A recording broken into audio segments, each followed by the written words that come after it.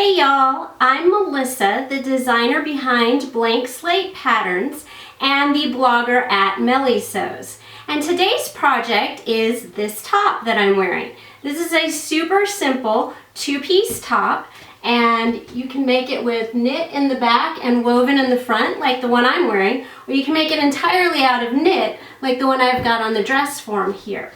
I have a free pattern for this top, and the link is right up here if you can see it, and if not, they're also in the description. So go ahead, go to that post, grab your free pattern, and then meet me back here at the camera and let's sew this top.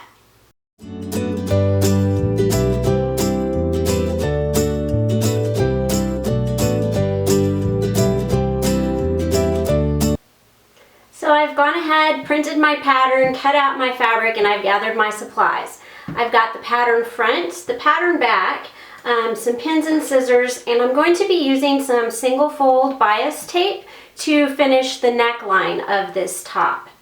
You'll also notice that I am using knit fabric for the back and woven fabric for the front of this top. That's one of the reasons I like this pattern. You can use the woven fabric on the front, and you can use the knit fabric on the back. This knit fabric is going to provide enough stretch so that this fits you comfortably, and then this is a great way to use up some woven scraps or some knit scraps that maybe aren't enough to make a full shirt, but you have enough to cut out just a front or just a back. So the first thing I'm going to do is I'm going to place my front and back pieces right sides together. So here's the back piece right side up, and I am going to place the front piece against it, and this one's going to be wrong side up. Now the trick to sewing a woven fabric to a knit fabric is to make sure that when you stitch that the woven fabric is on top.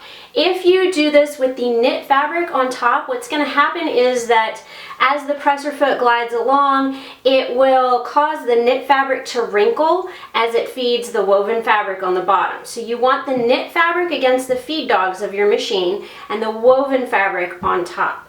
That way it'll all stay straight and you won't end up with these little puckers like you would if you put the knit fabric on the top. So I'm going to go ahead and I'm going to stitch across the shoulder seams, and then I'll stitch down the side seams. Since I'm not using a woven since I'm not using all knit fabrics, I don't need to worry about a stretch stitch because this woven fabric on top can't stretch. So it's going to prevent the knit fabric from stretching as well once they're sewn together.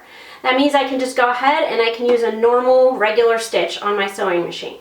However, since this is silk that I'm using and it's a twill weave that tends to fray a little bit, I am going to go ahead and stitch this off camera on the overlock machine so that I can finish those seams all at once. If you do not have a serger or overlock machine, I've got a link down here in the description, and there are some other options for seam finishes that you can do with a regular sewing machine. So let me go ahead and get that done, and then I'll see you back on camera to talk about the next step.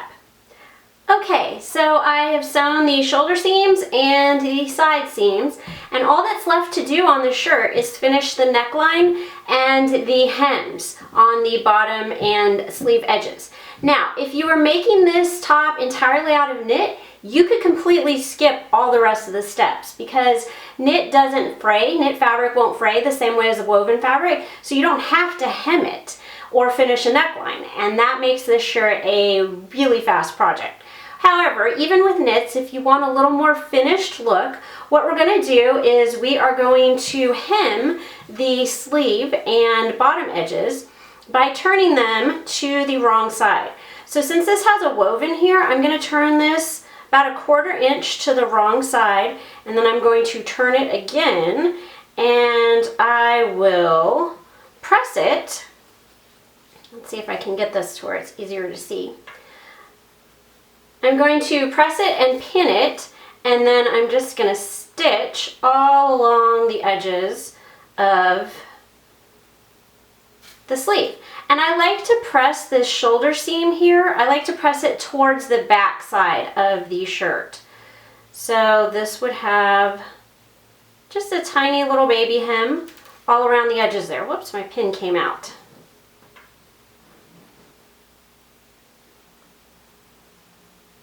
And once that's pinned in place, I would just stitch right along this folded edge here, all the way around the sleeve. The same thing would happen here at the bottom hem. I'm just going to fold it to the wrong side, make a little baby hem, about 1/4 inch twice, maybe 3/8 of an inch twice, and that will be the hem. However, for the neckline, we're going to do something a little bit different. Since it's curved, it's not going to be really easy to fold it twice to the wrong side, which is where this bias tape is going to come in. And I'm actually going to start on the right side of the shirt to finish the neckline. I'll just leave the sleeve pieces and the bottom hem for later so I can show you this technique. So I'm going to start on the right side, and I like to start at the seam here. And you're going to take your bias tape, you're going to unfold it, and you are going to pin it, overlapping that seam just a little bit. And you're going to pin it all along this neckline edge. Now if you happen to be using a silk fabric like I am, typically you don't want to pin silk because the pins will leave pin marks in the silk. However, this is one I've worked with before and I have tested it, and I was able to press and steam the silk after I pinned it and get the pin marks out. So I'm okay with going ahead and pinning this, but you don't ever want to just pin silk without testing it first. And once I get to the other shoulder seam here, I'm going to continue to pin along the neckline in the back. And I'm going to overlap where I started by a bit, and then I'm going to go even a bit beyond in case your pinning wasn't 100% accurate. Cut a little bit extra off. And then what I want to do is on my regular machine, I'm going to stitch in this crease line that is closest to the raw edge of the neckline. So let me go ahead and do that, and then I will show you the next step.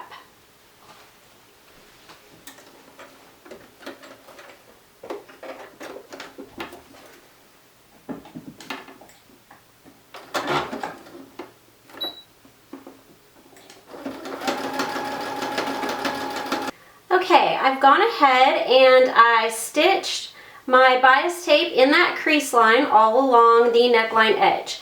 Now the next step I'm going to do is optional, but it will make your neckline look more professional. And this is called understitching. So what I did, as soon as I finished stitching that bias neckline or bias piece in place along the neckline, is that I went ahead and I took the seam allowance from the shirt and I pressed it towards the bias tape. And then to understitch, all I'm going to do is I'm going to be stitching again right next to my original stitching line. And basically what it's doing is taking this seam allowance here of the shirt and it is stitching it to the bias tape. You won't see the stitching on the outside, but it will make the edge here, when we pull the bias tape to the wrong side, it'll make this edge really nice and crisp. So I'm going to go ahead and understitch this, and then I'll show you the next step. So I've gone ahead and I have understitched this seam allowance to the bias tape. You can see the stitching line there on the bias tape. And now what I need to do is I'm going to roll the bias tape to the wrong side of the shirt, and I'm going to do one final line of stitching right along the edge of the bias tape.